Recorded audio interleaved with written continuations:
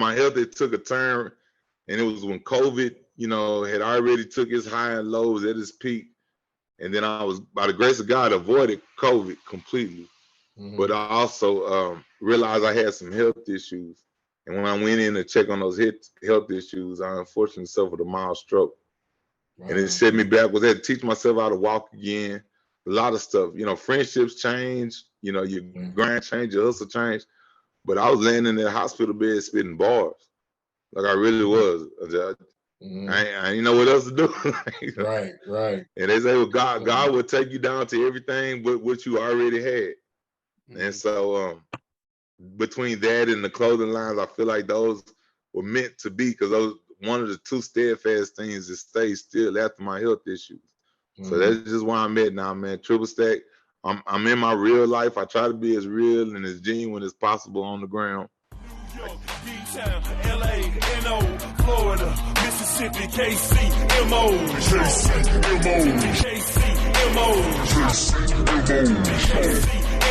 show what you stand for, show what you stand for, show what you stand for. Chi-Town, Tennessee, Carolinas, Alabama, Oakland, St. Louis, Detroit, Atlanta. Show what you stand for, show what you stand for. What up, world? Welcome to the Kings Can Move On podcast. You got your homeboy Frank the Tank, aka Big Reno, in the house.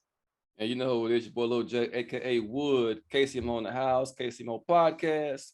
Like I always do by this time, if you listen to this podcast, you like it, you like what you hear and see, go ahead and subscribe and follow. We sure appreciate it. So we're trying to grow this out. But anyway, once again, we're back for another episode of the Mighty Mighty Kings Can Move On. So with that, what's up, my dude? What's going on? Just feel like I'm getting new gray hair and shit every time, little gray patches and shit. Every time I look up in the fucking mirror, man. This damn gray ass patch on my damn face. I'm like, where this shit come up from, man? You need that Beijing number 9. That's what you need, dog. Hey, you know what? Next week, y'all may just see me in all black, like a motherfucking jet black night shit. Come out this motherfucker looking like Michael Irvin, like Michael Irvin look. On that note, let me tap in here and let me bring our guest in before you start talking about Michael Irvin and shit. But we on our, what are we on? We on our entrepreneur series, or I think we're on that right now. We're talking to folks who they own business, who's hustling, doing their thing. And we got a local boy right down here from Houston that's doing his own thing. I believe, if I'm not mistaken, he's a rapper and a designer and I think many more. But we're gonna let him tell us all about that. So we got our boy Big Shane. What's up, Big Shane?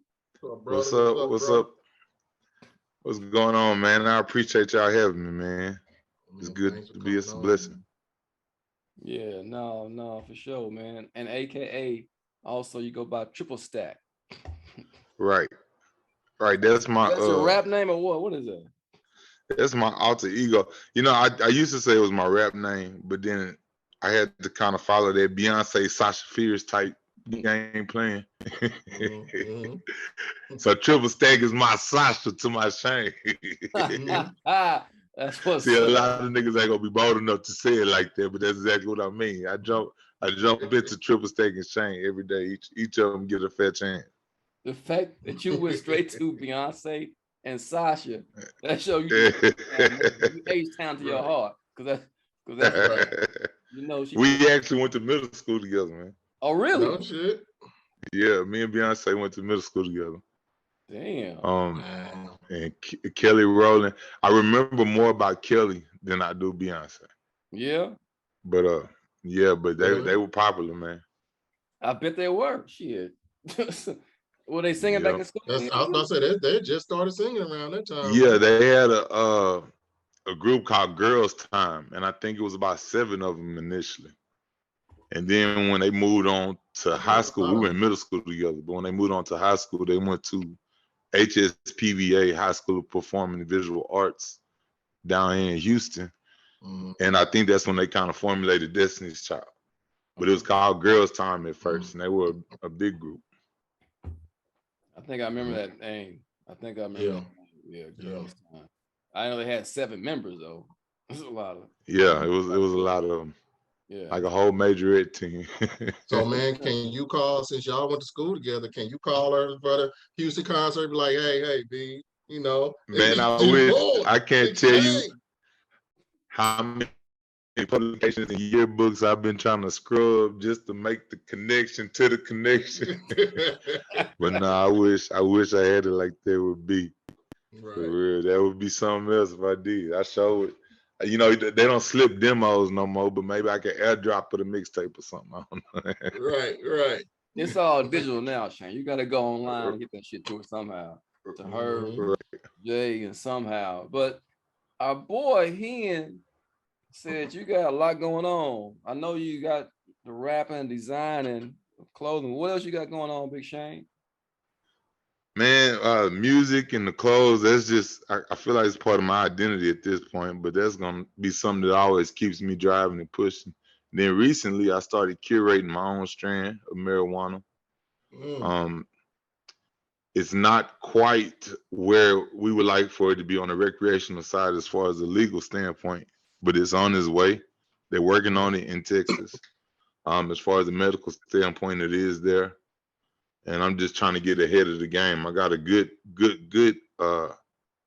friend of mine and also a relative that are teaching me a lot. And they based in Colorado right now. So they've been kind of on there for a while. And I was blessed enough to have them last time they were in Houston actually come by the crib and school me to some things. So it's called Say that again. Y'all got a farm? Well, they're working for some farms out there.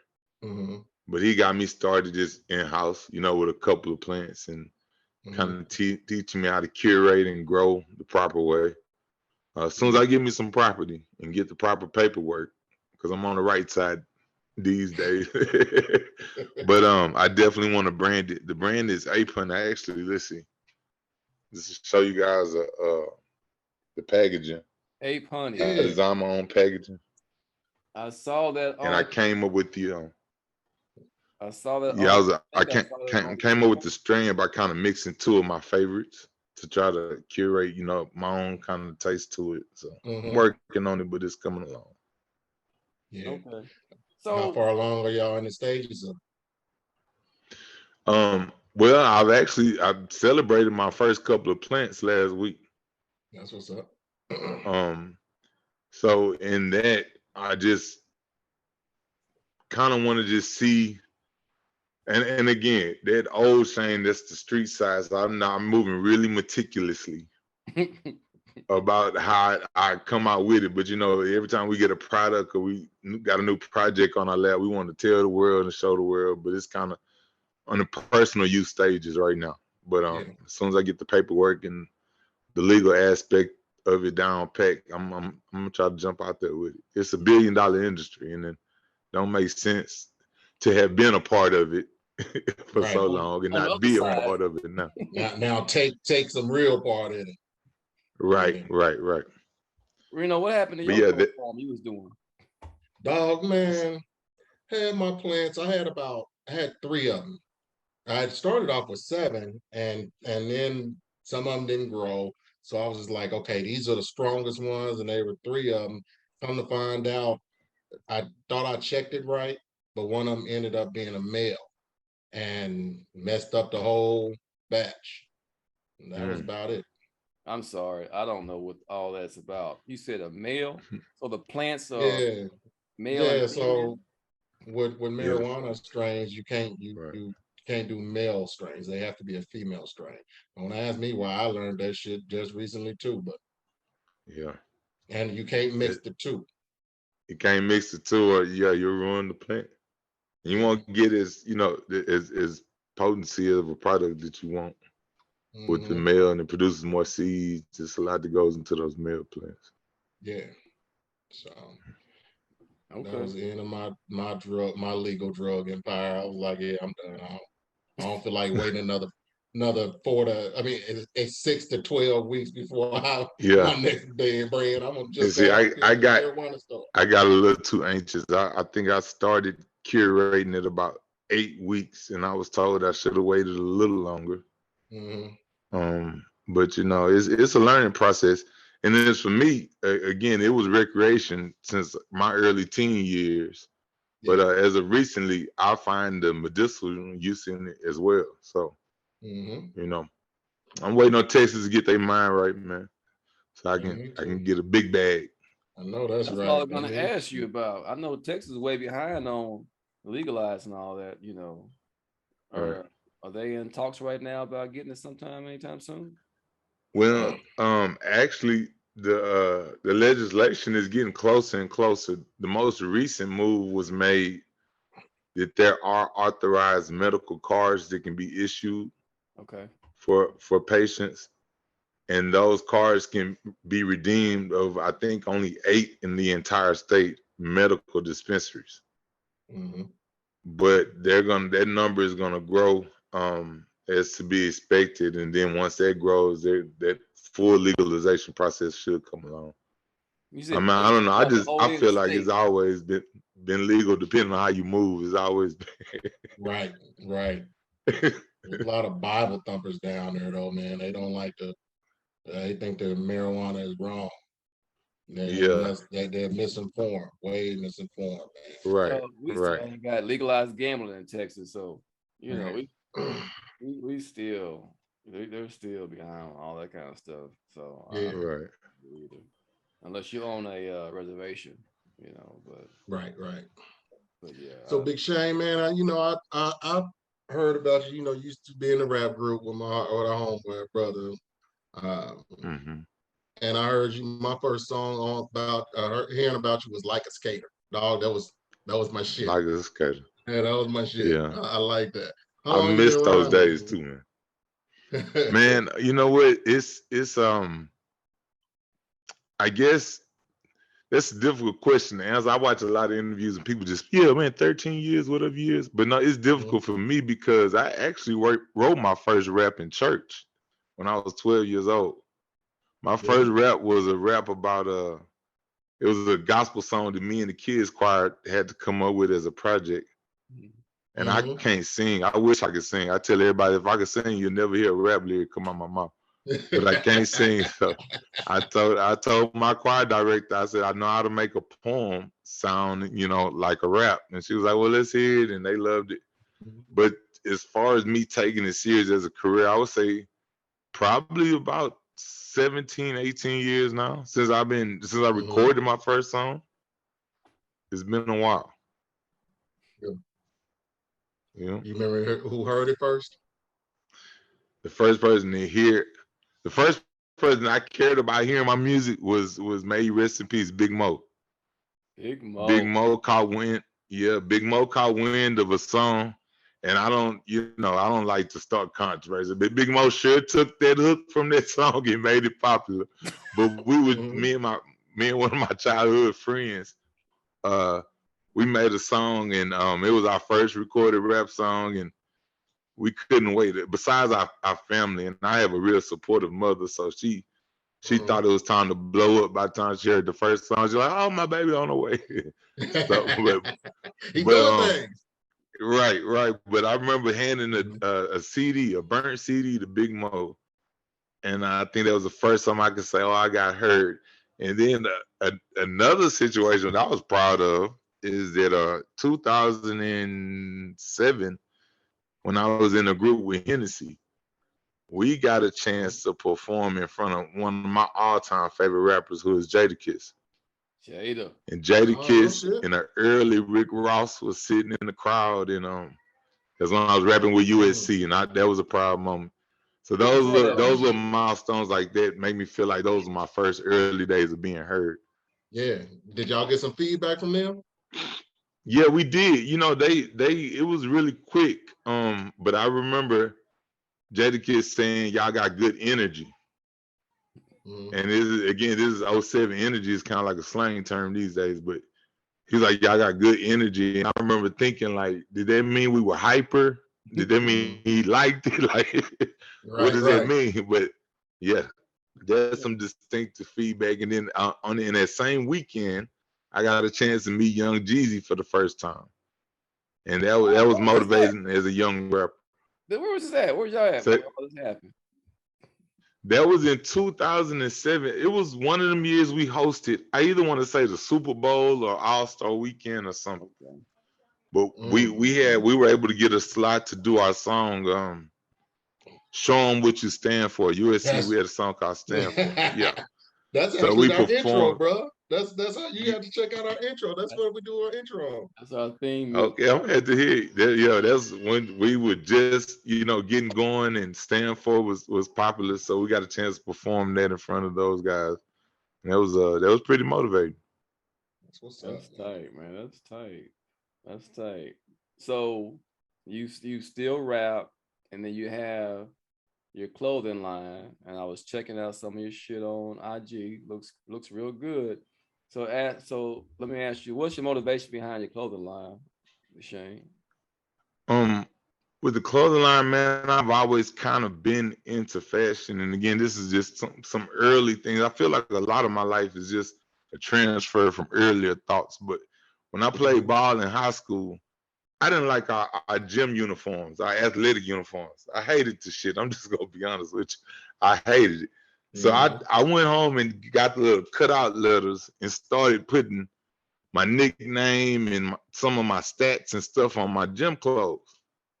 And before I know it, man, a couple of the guys like, man, I want my shit like that, And so that was kind of my niche for designing, but I didn't actually come out with a clothing line until about 6 years ago. I wanted initially to just make urban clothes for big boys, because I would be tired of going to the store. If you were a big guy and you had a little money, you were gonna look just like the other big guy that had a little money. It wasn't too many options, so I think that's what kind of motivated me to get started. I call it Heavy Set. Heavy Set XL is my brand. And a lot of people ask me, well, why do you choose the gorilla to represent your brand? And I think my fascination with the gorilla is probably one of the most loyal, intelligent mammals that we have. And I've always been attracted to that. And so I think that that's what kind of motivated me to use the gorilla as the logo piece. But I like fashion, man. I've always been into clothes. I've always liked to stand out a little bit. I don't think there's such thing as weird fashion either. Now, a lot of the stuff I'm not gonna wear. I'm just being honest. I'm not gonna get with it, but I can't say never, because there was a point in time where I was totally against skinny jeans. And now I don't own a wide leg pair of jeans. Shane, hold on. You a big boy now. Wait a minute now. I can't see you now, no skinny jeans now, Shane. You a big boy now. Just say it. I'm gonna be honest with you. XL now. What's up now?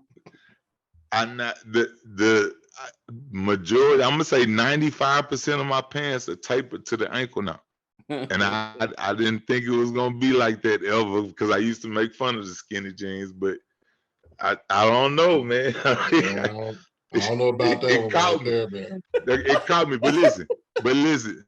I just, because again, I don't want to wear the baggy, the janitor pants. Man, I'm not into the janitor pants, man. I want to show off my kicks.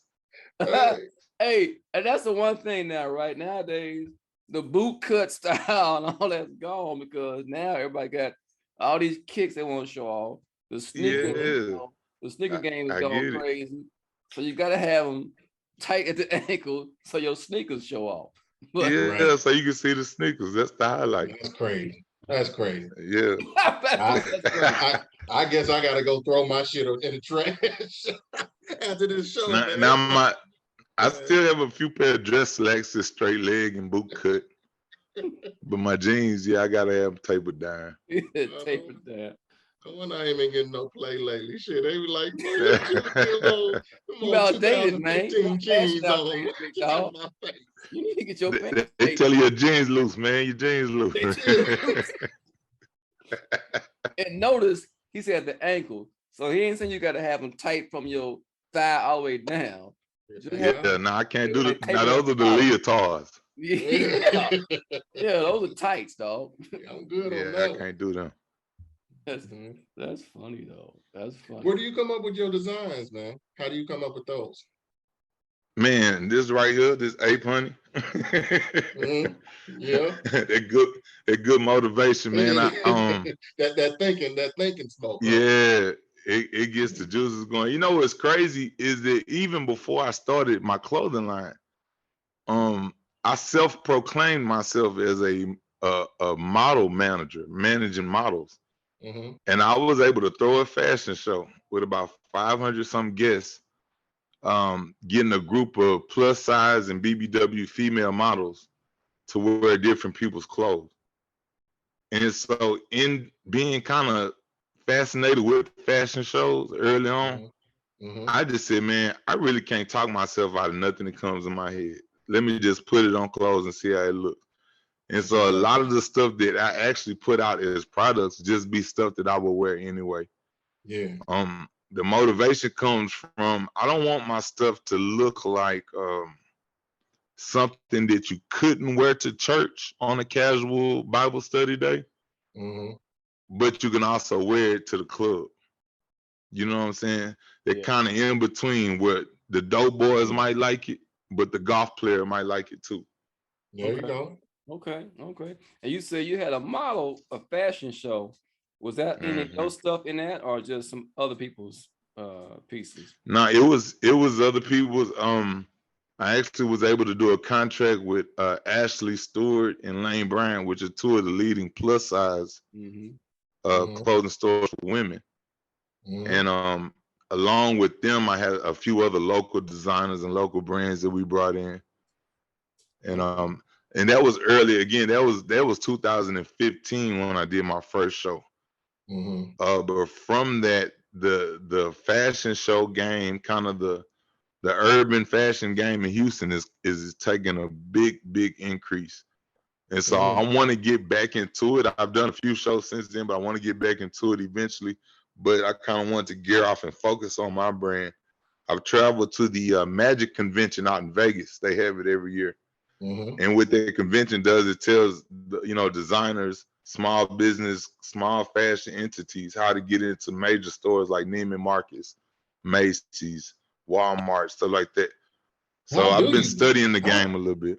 How I've always wondered that. How does someone, if they're not rich and famous like a Diddy, how do they get their stuff in a Walmart or TJ Maxx or something?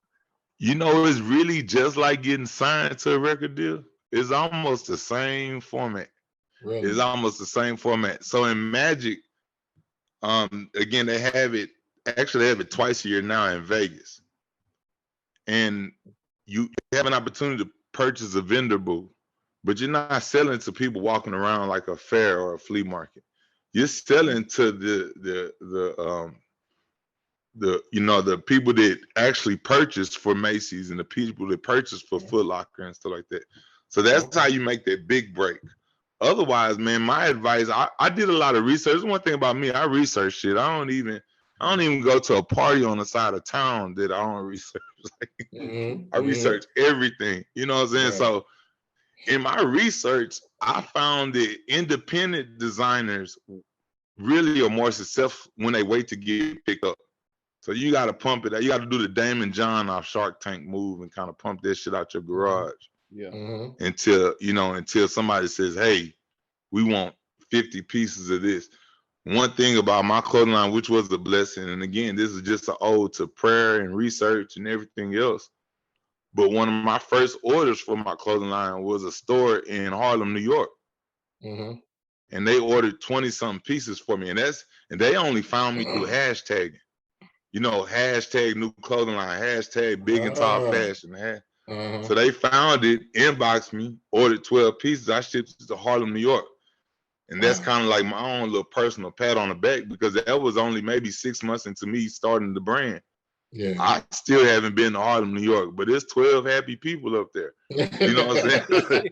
So it's just like, I look at little things like that keep motivated. And a lot of research I did kind of tells you that most clothing designers don't blow up until 7 to 10 years after getting started. When I first heard that, I was like, that's discouraging as fuck, but kind of makes sense now that I'm 6 years into it. Yeah, it's a grind. But I want to piggyback on what you just said about the hashtag and they found you. So the KCMO podcast, the KCMO brand, we've started launching some t-shirts. We got some t-shirts going right now that we've pushed out. So I'm just curious about what your what your marketing strategy is behind getting your shit out there.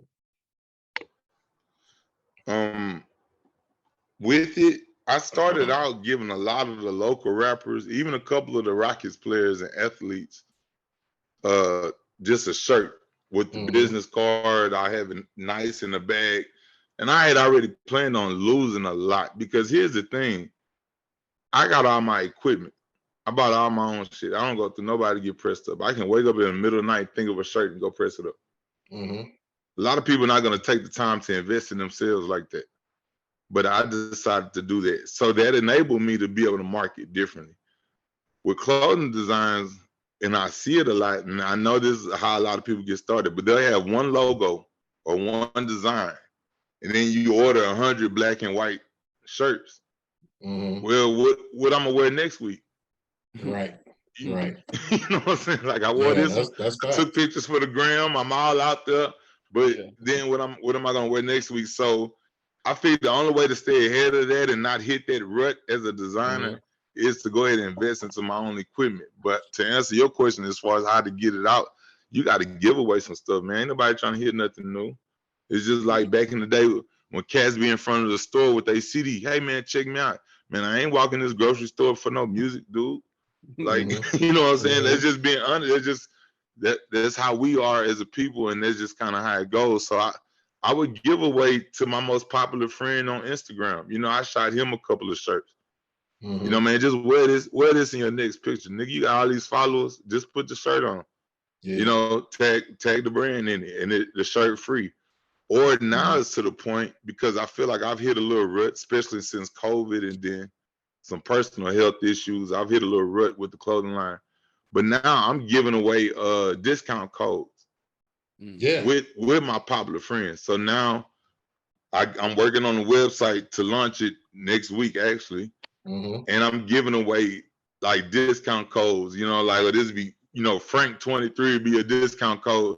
You give it to all your people. I'm gonna give you a kickback. We're gonna split the discount. So the discount is $20 off. I'm gonna shoot you 10 for everybody that uses your discount code. And see, that gets more people wearing it. With more people wearing it, more people tag it, more people tag it. And then another thing too, and I this is just something that I know kind of worked for me because it was a proud moment. Video shoots. Everybody rap now. I pull up to a video shoot with an extra large, a medium, a 2X, a 3X. Say, man, I don't know if y'all switching scenes, man, but if y'all like any of these shirts, go ahead, bro. Just put it in the video. Yeah. That's what's up.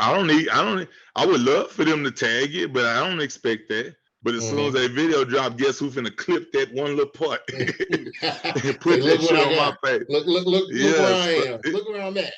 That's what's up. Right. Man. So I tell people all the time, man, there's ways to skip the line, you know. And man, you can always skip the line. That's real smart marketing, man. I commend you on that. Let me ask you about your L's. So what would you say some of your biggest L's have been or learn? And I don't call them losses. I call them learning lessons. Okay. In the clothing line or just period? Clothing line in the rap game. Okay. Well, the clothing line,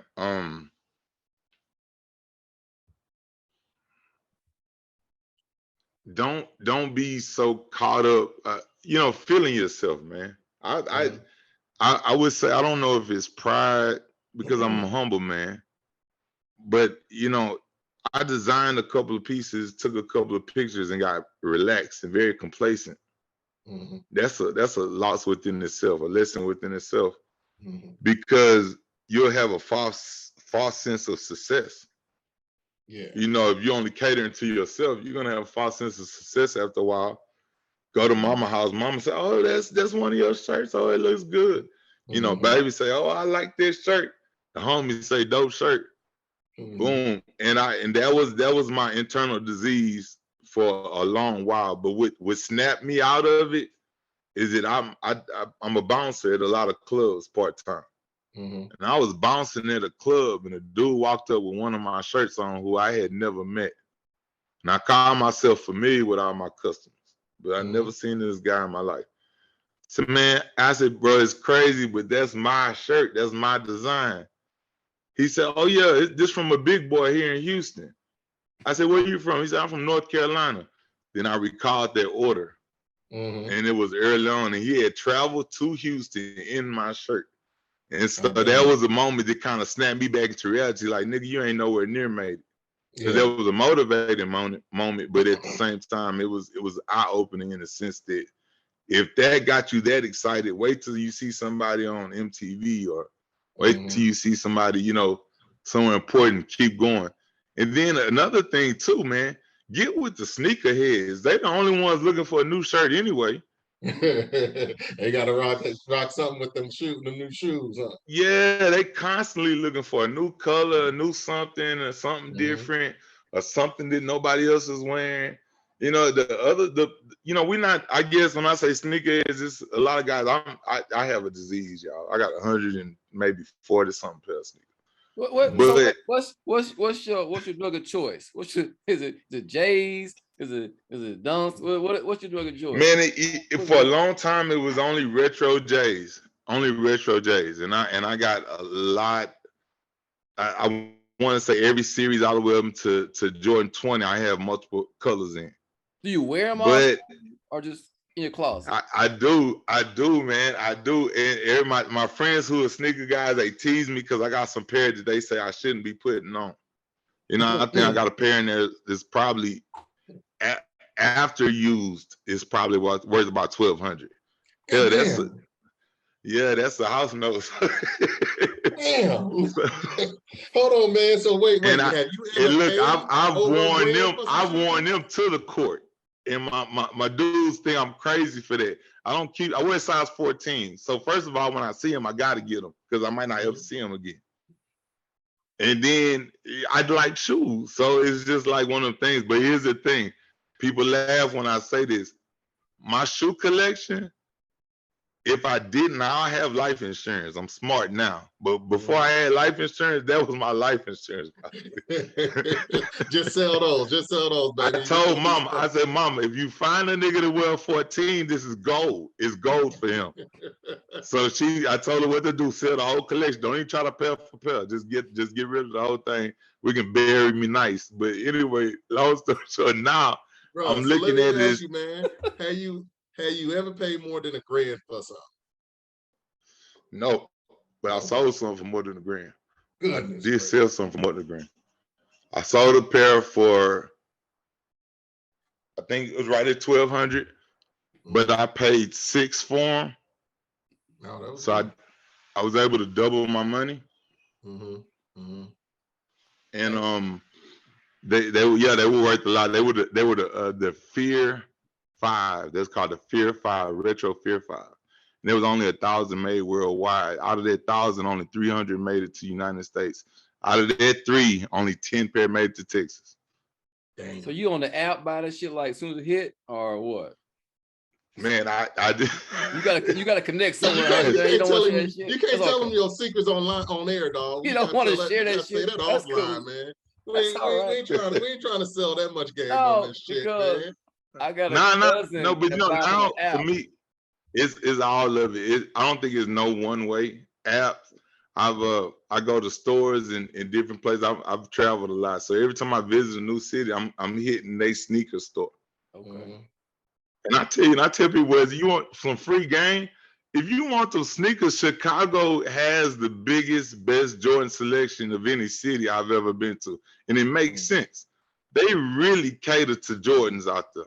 They really cater. So I found some unique pair. One of my favorite pair I got now is the Jordan 7s made out of rabbit fur. It's the Bugs Bunny 7s.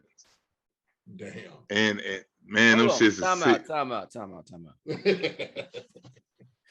You said the whole shoe is made out of rabbit fur? Yeah. As a matter of fact, look, baby, can you grab them Jordan 7s? The rabbit. Yeah, I gotta see this shit. Yeah, baby, please grab those shoes for me real quick. Out of rabbit fur. Those are my favorite pair. And I think those are very exclusive. I don't know what number pair I got, but the box had number 1,000, whatever, whichever pair I had on them.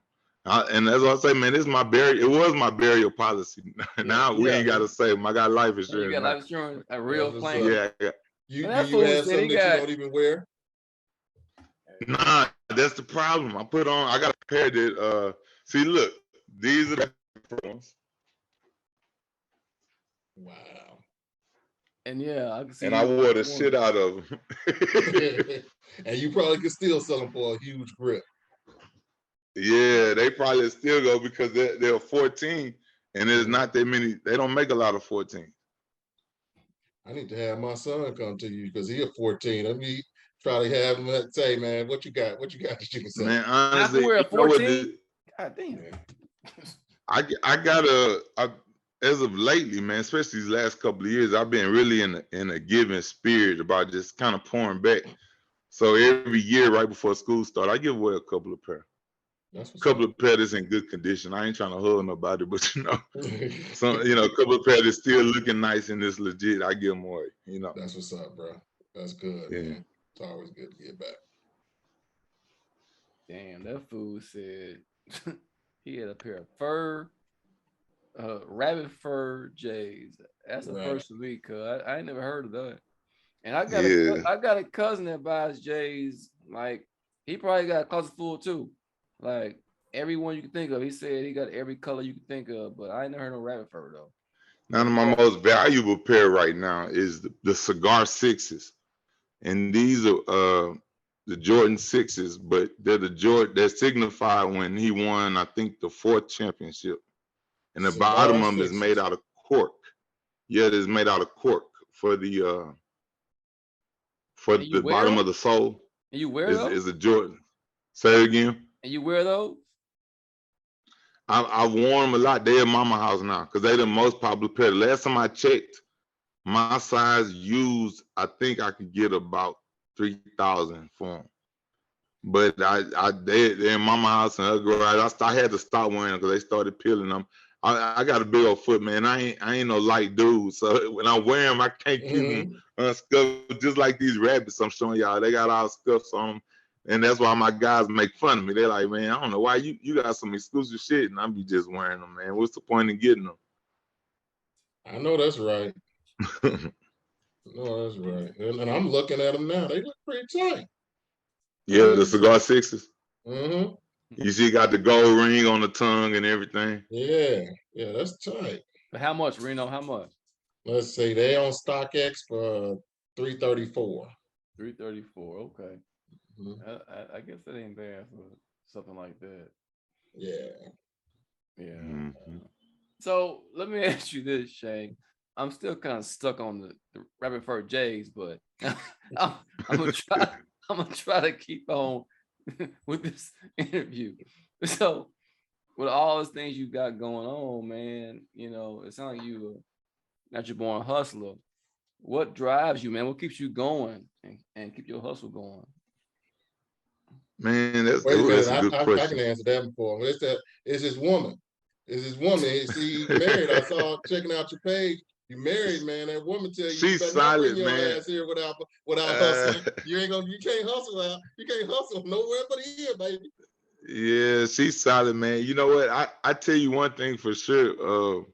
To kind of tie what both of y'all said in is that what keeps me going nowadays is my woman and my son, man. They really kind of keep me grounded like I've never felt before. Yeah. And I think that I wouldn't have gotten to this point easily. So all the ups and downs and trials and tribulations that her and I have been through definitely got us to the point now. I just want to see them happy and shining. Because I'm a house person now, man. I watch daytime TV, I grocery shop, I go to church every week, and I'm loving it. I'm loving it because I've had a long time running the streets and doing all kind of stuff, man. By the grace of God, I'm not dead or in jail because opportunities have been there several times on both of those. But now it just keeps motivated seeing her happy and just kind of making things happen on the right side. It's called shit right growing here. Old with grace, Shane. That's what it's called, growing old with grace, man. Yeah, that's what's up. Right. You can now sit back and chill. But how old is your baby? He's 10 months now. Oh, that's what's up. Oh, you got a baby, baby. You got a Yeah, baby. he's 10 months, and today I stood him up. I held him by his arms, and he's taller than my knee, and I'm 6'5". So I don't know what's coming. A ball player. I'm 6'5", and his head is above my knee. That's what's coming. A ball player. Yeah, you may be looking at the next Shaq, man. You better. Man, I sure hope so. That's great. Yeah, his mom is tall too. She's 5'10", so you know. No. Being a dad is a great experience, Shane. It's a great fucking experience. I can tell you that from experience. Yeah. Nothing like it, man. Congratulations on that, dog. Well, man, we gonna wrap it up, dog. We appreciate you coming out and joining us, man. Where can they find you at? Man, right now, man, I first of all, I appreciate, man, y'all having me for sure. I'm pushing my Mars mixtape, man, so everything has been moved under Triple Stack. My latest music, the link to the clothing lines, everything is under Triple Stack, and it's 3IPPLESTACK. Okay. And that's what it is on Twitter. I got Twitter. You know what? Politically correct, you always supposed to drop your Twitter. I'm not on Twitter. I'll be on the gram. I'm on Facebook, all streaming platforms. You know, I just dropped 2 videos last month on YouTube. Shout out to Gravo the Shooter, man. He got me going on the visual side, and hopefully I got a lot more things coming, man. I try to stay hungry, stay humble, and keep pushing. I can't tell myself no. I suffered a stroke about a year and a half ago. I mean, it's been about 2 years now. Really? Man. And yeah, it was tough, man. My health, it took a turn, and it was when COVID, you know, had already took its high and lows at its peak. And then I was, by the grace of God, avoided COVID completely.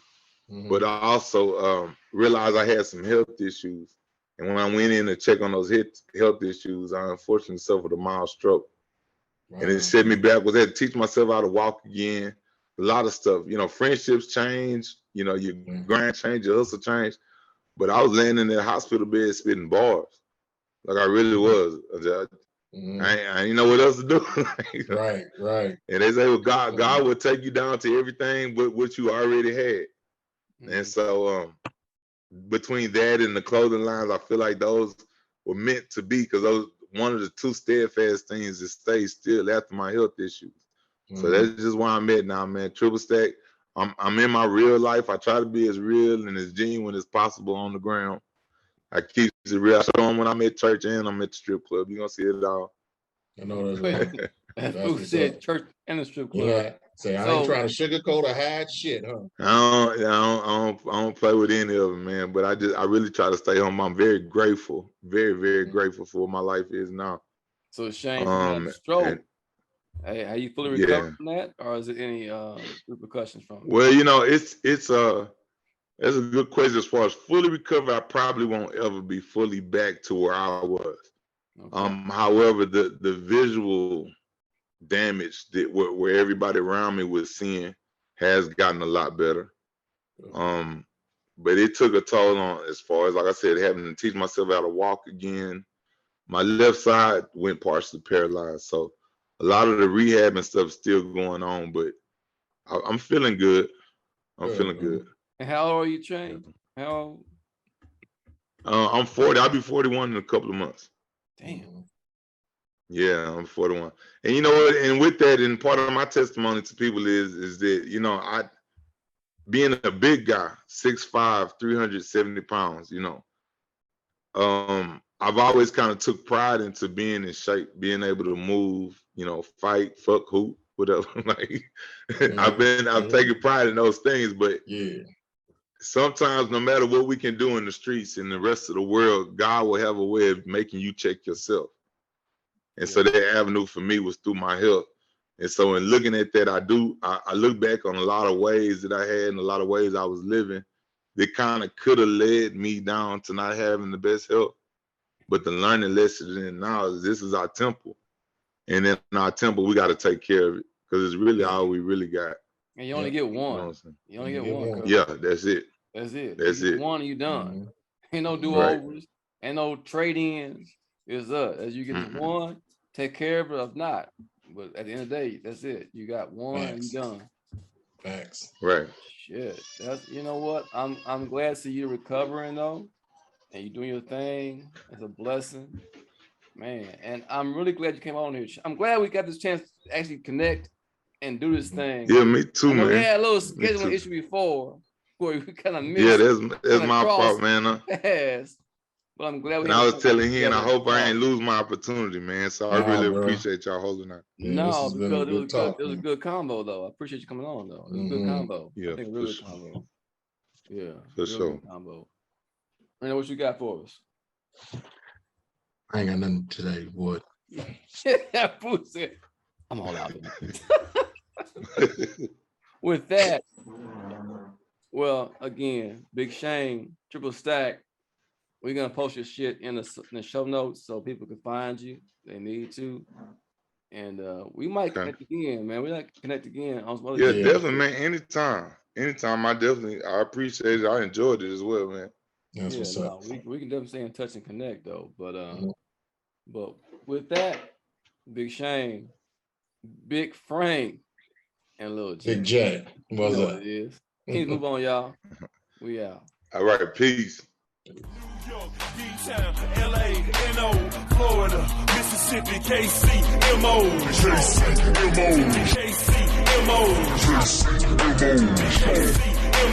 Show 'em what you stand for. Show 'em what you stand for. Show 'em what you stand for. Chi-Town, Tennessee, Carolinas, Alabama, Oakland, St. Louis, Detroit, Atlanta. Show 'em what you stand for. Show 'em what you